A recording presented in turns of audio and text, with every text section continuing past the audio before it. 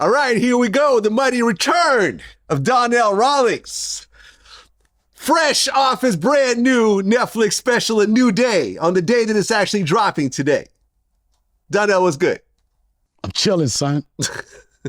All right. Any particular reason you're turning around right now? I don't trust the white man. I can't look him into his face until I get deep into this conversation. And I'm embodying the energy of Miles Davis. I'm on my Miles Davis shit. Okay, because Miles used to turn around when he used to perform.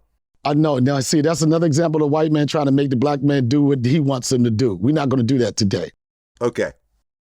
All right, well, let's get started then. New Netflix special. Yes. A New Day.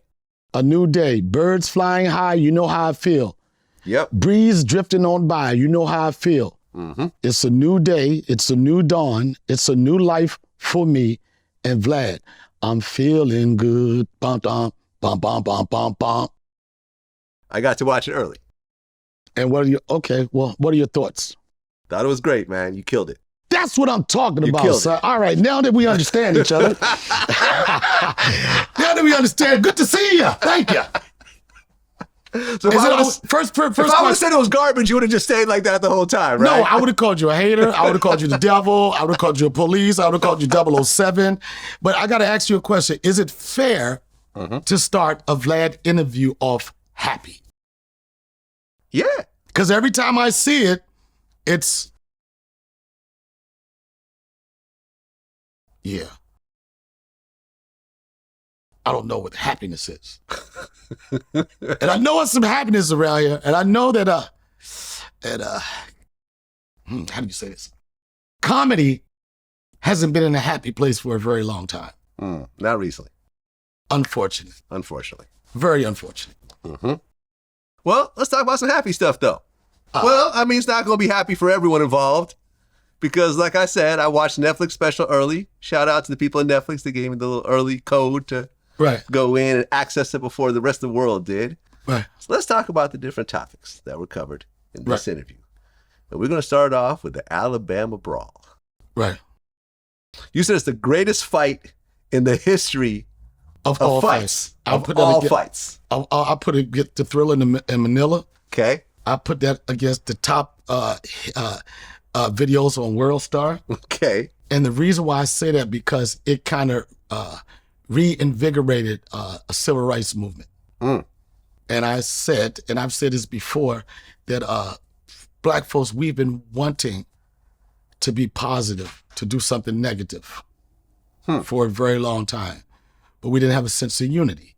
We didn't have something to bring us together. We didn't have something for us to come together and do something that would, some people not going to understand this, uplift us and make us feel like we are one. And that brawl made us feel like we was one. It was a hell of a brawl. It was a hell of a brawl. It started off one way and it ended another way. Oh, well, as soon as that hat flew up in the air, you knew that the tide was turning. But nobody knew what that symbol, nobody knew what that thing was going to be. And it was interesting because when you first started watching that video, you asking yourself, where is his help? Where are the people? Because they was getting it out, right? But we didn't know that it was pockets of black people here, pockets of black people here, pockets of black people here. And when that hat came out, it's the phrase they say, fuck around and find out. And those Budweiser drinking, MAGA Force One wearers fucked around and found out. Yeah, it was a hell of a fight. And, they started making songs about the fight. I never heard the song. There were songs. And I remember there was a standout line in one of the songs that shout out to the first black man who swam to a fight. And that's another thing. And that was very impressive for me right there because he didn't really swim. He was standing up and swimming at the same time. What? If you notice it, he was like walk swimming and you didn't see no feet in the background. Oh. All you saw was him like, wow.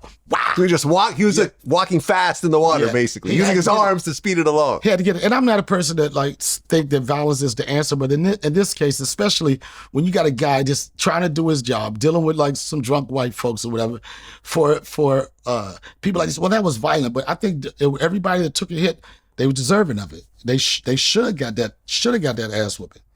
And I'm glad that we came together and we did that.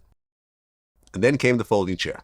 The folding chair. Yes. And I never say, of this folding chair, I think that probably had more views than any podcast I've seen in years. So much that it spawned an opportunity for people to sell merchandise. I saw people with folding chair earrings, folding chair fronts, folding chair everything, man. I see a folding chair necklace. Iced out. Yeah, Iced out. Yeah. Because we don't ever want to forget. Right. Think about it. We don't want to forget slavery. We don't want to forget what white folks did to us, bring us here from Africa. And in history, we don't want to forget the folding chair. Right. Hey man, listen. Does this chair fold? No, this doesn't. No, fold. it doesn't fall. All right, I'm just making sure. I'm safe. I'm just making sure I'm if safe. you good or not, man. All right. Yeah, one of the cool white folks. You know what I'm saying? But you know something? I'm going to say in all seriousness, I think the greatest part about that whole brawl is because keep in mind this is the Deep South, where you could get a carry permit faster than you could get a COVID card. Right. You know what I'm saying? And nobody got shot. Nobody pulled out a gun. Right. Everyone took their lumps. By this point, their bruises are all healed up. Right. You might have done a couple of days or a week in jail. No one got convicted of anything. Right. And they learned, they lived to fight another day. Yeah, but nobody got lumped up, but their egos were bruised. Yeah. You know. But not bruised to the point of pulling out a pistol. And you're right. You know, I didn't think about where they are. This is not Manhattan, where a pistol will get you 30 years. No, this is the middle of the South. Birmingham, Alabama. But the difference is because it was a lot of civilians. But now, if you would have added the police to the equation, there would probably been some guns pulled out. Maybe. I think it's safe to say that. I don't know. I'm pretty sure it's safe to say that. They would have figured out a way that black guy did something and pop, pop, pop, pop, pop. Well, it was a lesson learned. Luckily, that never happened. Yep. Luckily, that never happened.